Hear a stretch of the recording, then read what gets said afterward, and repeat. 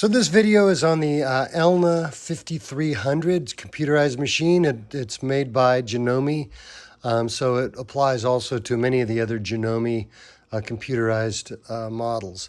So this video is just a few basic tips. Whoops, pardon my photography here. I'm not a photography pro. But this also applies using the adjustable zipper foot and some of the functions of this machine.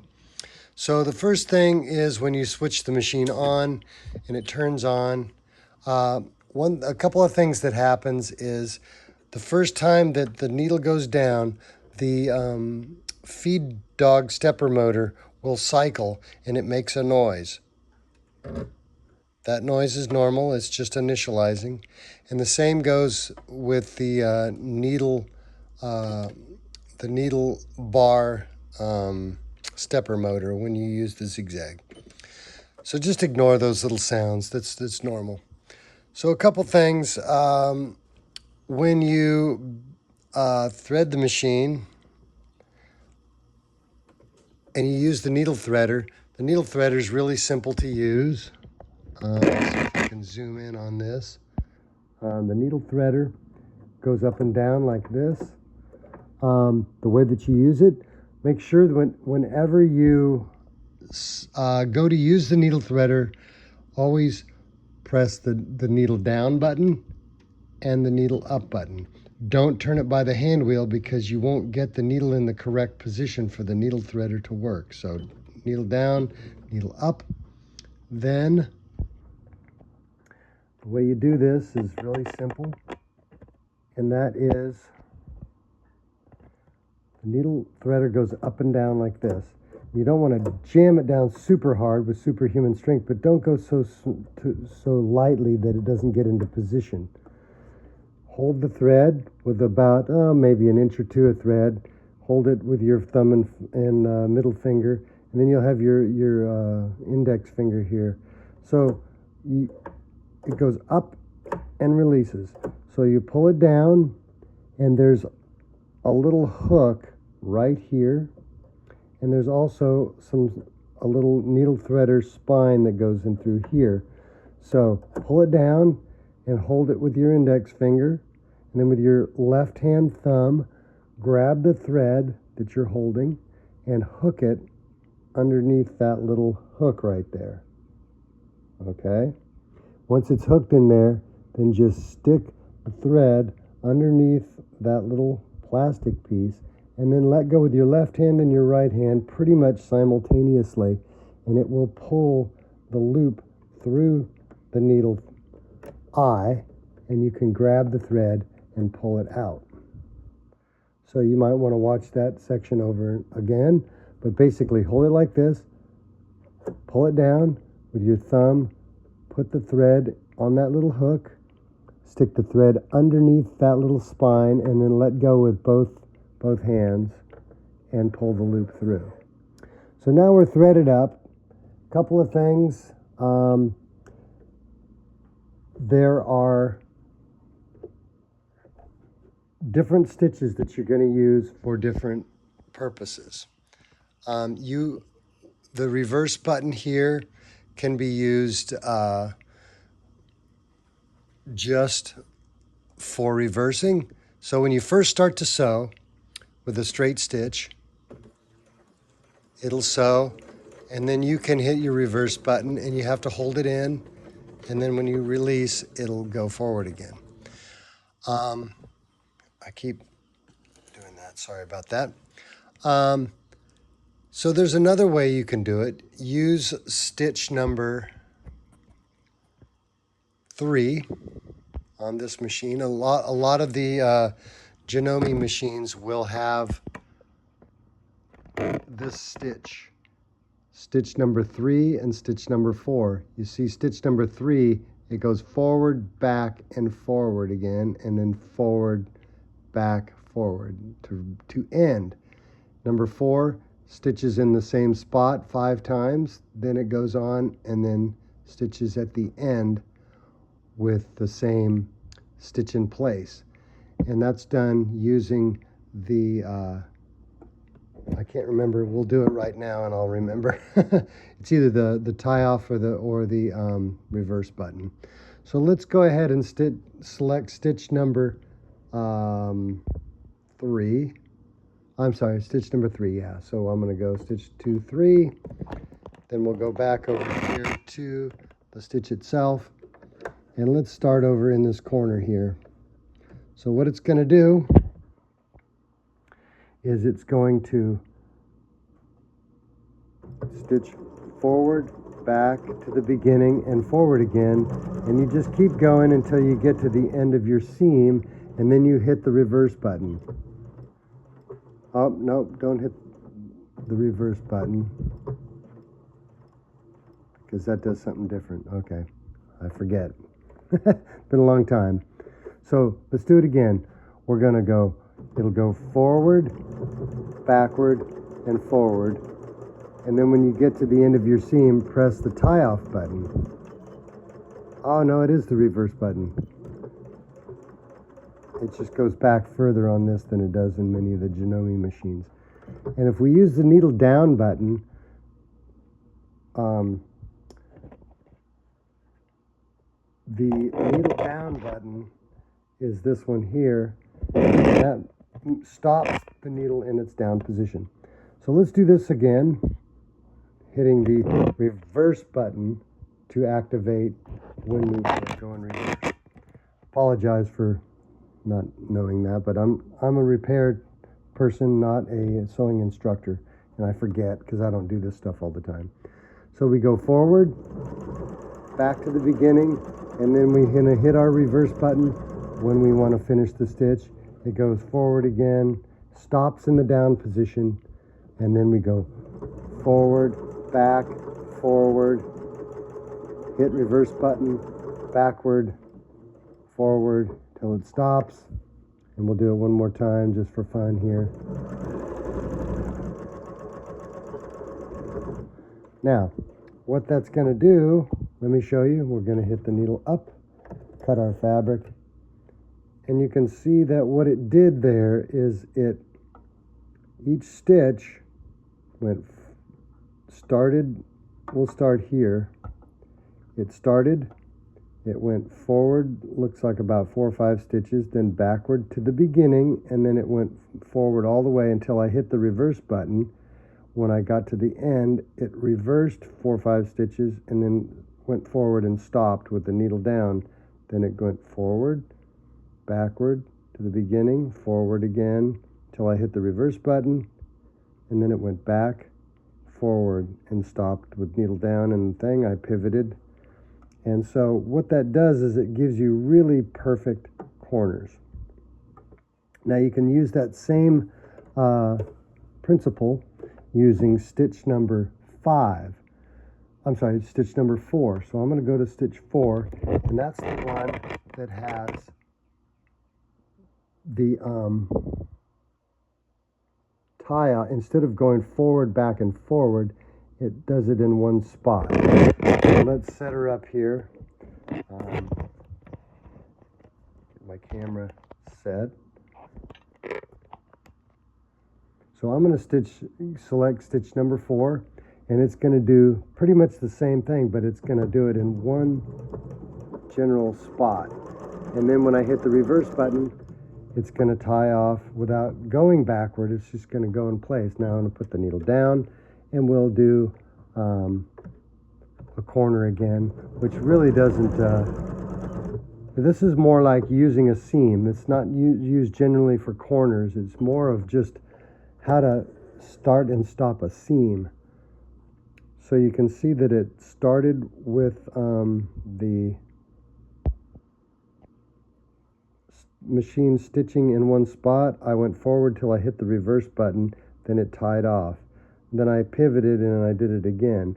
So you can see this would be helpful when you want to do a nice clean beginning and ending of a seam, because it ties off beautifully. The other thing that I wanted to go over here is using some of the controls. So on this machine, and other machines have different controls, but this one is set in such a way that the stitch, this button here toggles between the stitch that you've selected, the stitch width and the stitch length. So if I want to do stitch, if I want to change my stitch, I want to go up here to the pattern and put in the pattern. So, or I have a quick select, which this is straight stitch. Now on the straight stitch, if I want to change the stitch length, I go hit it twice and it goes to stitch length, and I can change it from 2.2 to 2.4, whatever it is. Now, since it's not a zigzag, there is no stitch width, okay, because a stitch width is for a zigzag. But straight stitch, there is no width, it's just straight stitch. However, this still works in the straight stitch, but what it does is it changes the needle position. And there are 15 needle positions that go across.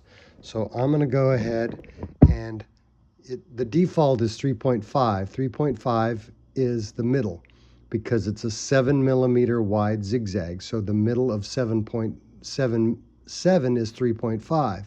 So 3.5 is the center.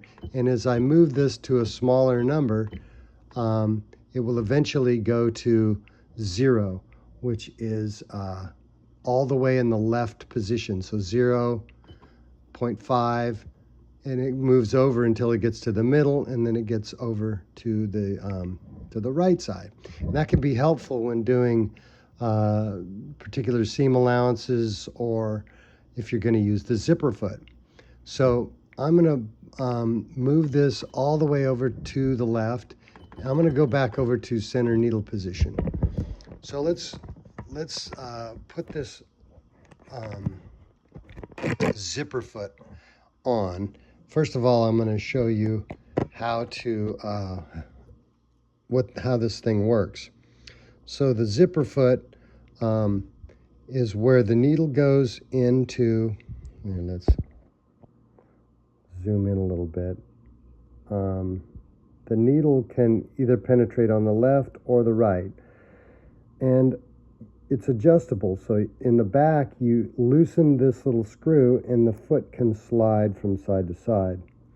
So I'm going to take a screwdriver here. I'm going to remove the foot holder and the foot.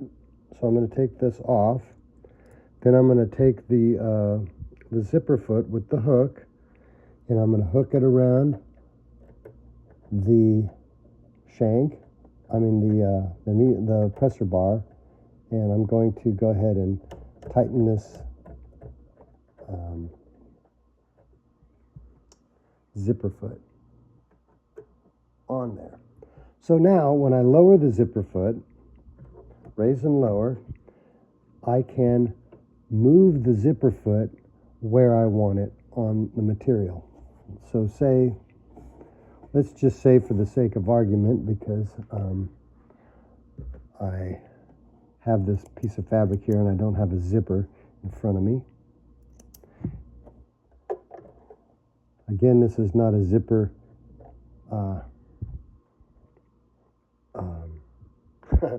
video. This is on just basic operation of this machine and the zipper foot. So the zipper is in place, but the needle's going to strike the foot.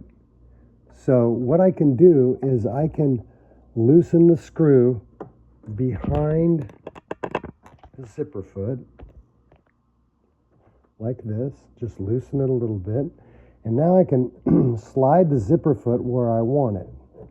Okay, so I can move the zipper foot over to the left, and then if I put the needle down, let's see if I can do this. It's hard to see on the camera, I'm sure, but if I lower it down, you can see that the needle is going in just on the edge of the foot.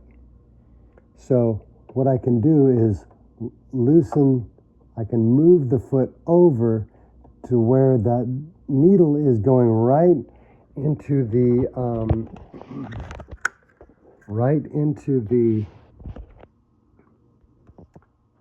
sole of the zipper foot like that, really close. I can even move it over closer if I want. It's a little hard. You have to lift it up to move it over. There we go. See how close that's getting? That's inside the foot, so I can get really close to the zipper. Once you get it in place, make sure you tighten this screw firmly. It even, you want to get it tight because you don't want it to move in the middle. Then you can place the zipper foot really up against, let's just say for the sake of argument that this stitching here is the edge of your zipper foot. You can, or the edge of your zipper. So the zipper is actually bumping up against the edge of the zipper foot. Well, the stitching is going to go inside that zipper foot really close. So you can adjust it where you want. Then when you want to do the other side, there are two ways you can do it.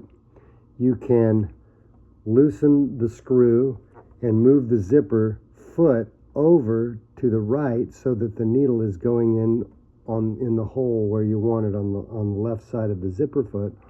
Or you can come up here to your stitch length and or stitch width and move the needle over. Whoops, I gotta raise up the foot all the way. Now the zipper, I moved the needle over, but it's a little too close. It's going to hit the foot, so I have to move it the other way.